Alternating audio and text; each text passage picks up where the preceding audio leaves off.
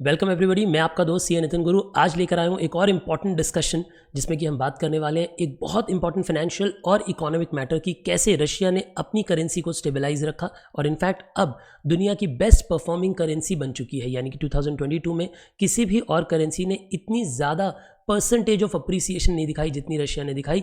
और कैसे against all odds, कैसे against all the sanctions Russia ये कर पाया, इसमें क्या इकोनॉमिक लेसन्स है, इस वीडियो को ज़रूर देखिएगा, कंप्लीटली समझ आएगा। और आप वीडियो में आगे बढ़ने से पहले मैं आपको एक बताना चाहूँगा कि इस वीडियो को ज़रूर लाइक करें, चैनल को सब्सक्राइब करें, बेल आइकन प्रेस करके रखें ताकि हमारी नेक्स्ट वीडियो के नोटिफिकेशन आपको हमेशा मिले।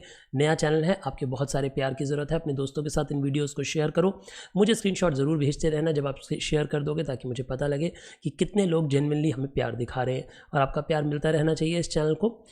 बात करते हैं मुद्दे की कि कैसे रशिया, जिसके ऊपर कि अगेन बहुत सारे सैंक्शंस वेस्टर्न वर्ल्ड ने लगाए और कहा कि हम रशिया के साथ ट्रेड नहीं करेंगे, हम ये नहीं करेंगे, वो नहीं करेंगे, हम रशियन करेंसी रबल्स है रूबल्स की जगह, ऐसी ऐसी बातें सुनने में आ रही थी। लेकिन अगर आप इस आर्टिकल को पढ़ते हैं जो कि CNBC में प्रिंट हुआ है तो वो ये कहता है कि 23 जून का आर्टिकल है, Russia hits it's strongest level in 7 year despite massive sanctions. यानी कुछ तो बात है कि कैसे एक ऐसी करेंसी जिस पे पूरी दुनिया ने बहुत सारे सैंक्शंस लगा रखे हैं फिर भी वो अपने 7 ईयर्स के हाईएस्ट यानी उच्चतम लेवल पे पहुंच जाती है, इतनी अप्रिसिएशन करती है। आइए से डीपली जानते हैं।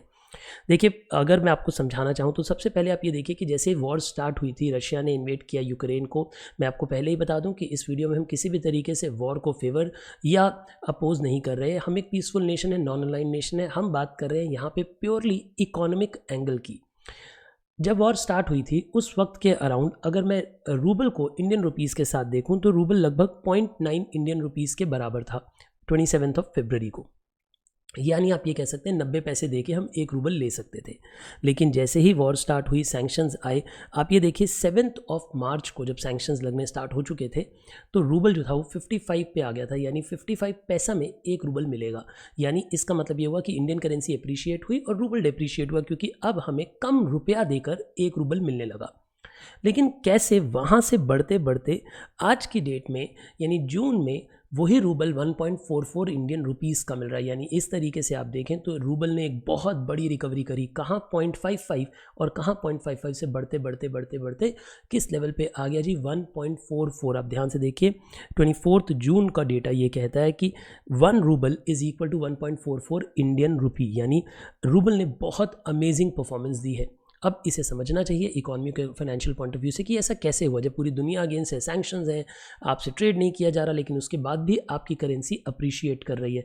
तो आपको मैं ये ज़रूर मानता हूँ कि रशिया के जो लोग फाइनेंशियल एडवाइजर्स हैं, जो फाइनेंशियल पॉलिसी बनाते हैं, उनमें से कुछ लोग बेहद समझदार लोग हैं और बहुत ही स्ट्रिक्ट एक्शंस उन्होंने लिए अपनी इकोनॉमी के करेंसी को बचा के रखने के लिए। जिसमें से पहला मेजर अगर मैं आपको कहूँ, ये बड़ा जग जाहिर महर है। अच्छा, पहले आगे बढ़ने से पहले मैं ये भी बता सकता हूँ कि यूएस की जो करेंसी है उसके अगेंस्ट भी आप देखिए यूएस की करेंसी ने कितना पुअर परफॉर्म किया है, कितनी नीचे चली गई है एस अगेंस्ट रूबल्स। तो देखिए, पहला जो इन्होंने स्ट्रॉन्ग मेजर लिया, किसी भी इकोनॉमी में किसी भी चीज़ की जो प्राइसिंग होती है वो डिमांड और सप्लाई 2 फैक्टर्स पर डिपेंड करती है। इसी तरीके से रूबल भी एक फाइनेंशियल करेंसी है, एक फॉरेन करेंसी है, उसका प्राइस भी इंटरनेशनल मार्केट में 2 बातों पर निर्भर करेगा, डिमांड और सप्लाई। अगर किसी प्रोडक्ट की डिमांड बढ़ जाती है तो उसका प्राइस बढ़ने लगता है, और अगर किसी चीज़ की सप्लाई घट जाती है, कम हो जाती है सप्लाई मार्केट में, तो भी उसका प्राइस बढ़ने लगता है। आप इन दोनों बातों को ज़रूर याद रखिएगा, डिमांड बढ़ने से प्राइस बढ़ता है और सप्लाई घटने से प्राइस बढ़ता है। और रशिया ने ये दोनों ही मेजर्स बहुत एफिशिएंटली लगाए अपने रूबल्स के केस में। पहली इंपॉर्टेंट बात तो उन्होंने ये करी कि उन्होंने वेस्टर्न वर्ल्ड को जो उनसे ऑयल इंपोर्ट करते हैं उन्हें सिंपल एक बात कह दी कि भाई अगर आप हमसे ऑयल इंपोर्ट करना चाहते हो, आपको ऑयल एंड गैस हमसे चाहिए, तो आपको हमें रूबल्स में पेमेंट करनी पड़ेगी। पहले दुनिया ने बोला कि नहीं हम करेंगे, ऐसा कुछ नहीं करेंगे, बट फिर मिस्टर पुतिन ने अपना विरोशियस रूप दिखाया, कुछ कंट्रीज़ की गैस पाइपलाइन में से गैस बंद कर दी और जब गैस नहीं आती तो देश रुक जाता है, देश चलना बंद हो जाता है। इस सब सिचुएशन में बहुत सारी कंट्रीज़ ने अग्री कर लिया कि कोई बात नहीं, हम आपको रूबल्स में पेमेंट देंगे। अब आप इस बात को समझिए, अगर कोई वेस्टर्न कंट्री रूबल्स में पेमेंट कर रही है, अगर कोई भी यूरोपियन कंट्री रूबल्स में पेमेंट कर रही है रशिया को, तो उसे पहले रूबल्स खरीदने होंगे। इससे क्या होगा, रूबल्स की डिमांड क्रिएट होगी।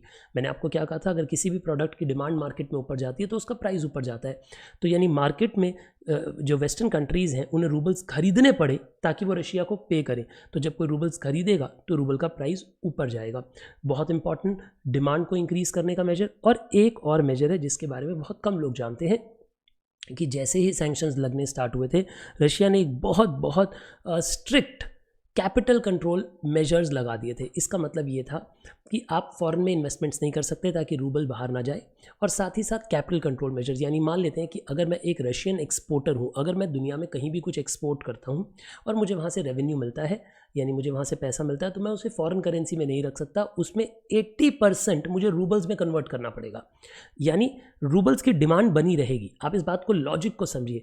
मान लीजिए मैं एक रशियन एक्सपोर्टर हूँ, मैंने एक्सपोर्ट किया तो मेरे पास USD आया या मेरे पास यूरो आया, लेकिन मुझे उसे अपने पास रखने की परमिशन नहीं है। उसमें से 80% मुझे रूबल्स में कन्वर्ट करना पड़ेगा, और जैसे ही मैं कन्वर्ट करूँगा यानी मैं रूबल्स डिमांड करूँगा। तो रूबल्स की डिमांड को बढ़ाने के लिए दो स्ट्रॉन्ग मेजर्स रशिया ने लिए। एक तो वेस्टर्न वर्ल्ड को कहा कि आप पेमेंट हमें रूबल्स में करें, डॉलर में ना करें या यूरो में ना करें। और दूसरी इंपॉर्टेंट बात, अपनी कंट्री के लोगों को भी बोला कि अगर आप पैसा कमा रहे हो तो उसे आपको रूबल्स में कन्वर्ट करना पड़ेगा 80%। ये काफ़ी हार्श मेजर था। वैसे अब इस मेजर को धीरे धीरे करके वो लोग ईज आउट भी करते जा रहे हैं, 80% की जगह 50% करते जा रहे हैं। वो वीडियो के अंत में डिस्कस करूंगा कि ऐसा क्यों किया जा रहा है। तो आई होप आपको ये दोनों रीज़न समझ आ गए, रशिया ने डिमांड कैसे बढ़ाई। और देखिए मैंने क्या कहा, किसी भी प्रोडक्ट की प्राइस डिसाइड करने के लिए दो इंपॉर्टेंट फैक्टर है, डिमांड और सप्लाई। डिमांड को बढ़ा दिया लेकिन सप्लाई को घटाया कैसे? अगर आप देखते हैं तो Russia imports fall to 2 decades low, यानी रशिया ने अपने इंपोर्ट्स बहुत रिड्यूस कर दिए। जब इंपोर्ट रिड्यूस कर दिए तो मार्केट में रूबल का फ्लो बहुत कम हो गया। मैं दोबारा कहता हूँ, रशिया ने अपने इंपोर्ट्स कम कर दिए। जब आप इंपोर्ट कम कर देते हो तो आपको विदेशी लोगों को पैसा नहीं देना, तो आपके रूबल्स का जो आउटफ्लो है वो मार्केट में वो बिल्कुल कम हो गया। यानी रशिया ने दोनों तरफ से बहुत सेफ खेला, उन्होंने डिमांड बढ़ा दी और सप्लाई घटा दी, और इन दोनों का इम्पैक्ट क्या मिला कि उनके जो रूबल हैं वो बहुत ईजिली कंसोलिडेट हो गए, यानी रूबल का प्राइस जो था वो बहुत नीचे जाने के बाद भी रिकवर कर गया, और इनफैक्ट वो अपनी दुनिया की इस वक्त बेस्ट परफॉर्मिंग करेंसी बन चुका है। इनफैक्ट अब 24 मई का जो एक आर्टिकल है वो ये बताता है कि रशिया को अपने कैपिटल कंट्रोल मेजर्स अब धीरे धीरे करके ईज आउट करने पड़ रहे हैं। ये यानी जो उन्होंने पहले ये सोच लिया था कि आपको 80% कन्वर्जन करना है, वो 50% के आसपास मांग रहे हैं। यानी अब रशिया खुद ही चाहता है कि अपने रूबल के प्राइस को थोड़ा सा रिड्यूस कराए, क्योंकि बहुत ज़्यादा बढ़ गया है। मुझे ऐसा लगता है कि ये एक एक्सीलेंट केस स्टडी है इकोनॉमिक मैटर्स को समझने की। मुझे उम्मीद है कि आपको ये पूरी की पूरी वीडियो बहुत अच्छे से समझ आई है। मुझे कमेंट बॉक्स में ज़रूर बताना कि क्या इस वीडियो में आपको कुछ नया सीखने को मिला, और आपको ऐसी कौन से और इकोनॉमिक और फाइनेंशियल टॉपिक्स पे वीडियोस चाहिए, मुझे बताते जाइएगा। और फिर से मैं कहूँ कि चैनल नया है, आपके बहुत सारे प्यार की ज़रूरत है। वीडियो को ज़रूर शेयर करो, लाइक करो, सब्सक्राइब ज़रूर करना चैनल को। All the best, take care, bye bye.